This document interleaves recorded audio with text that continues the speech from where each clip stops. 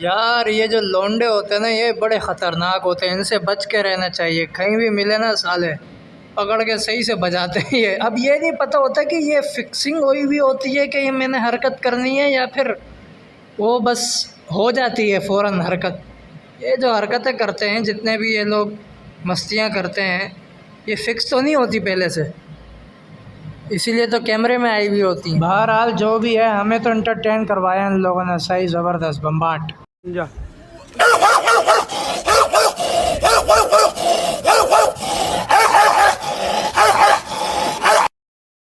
बस ये जो थोड़ी बहुत मूछे वूछे हैं ना, और नाक के नीचे के जो इलाके हैं, इधर थोड़ा सा बिल्कुल ब्लैक पेंट कर दो, फिर वही वाला लुक देगा जिसकी आवाज़ निकाल रहे हैं। बस साले सारा मूड ख़राब कर दिया।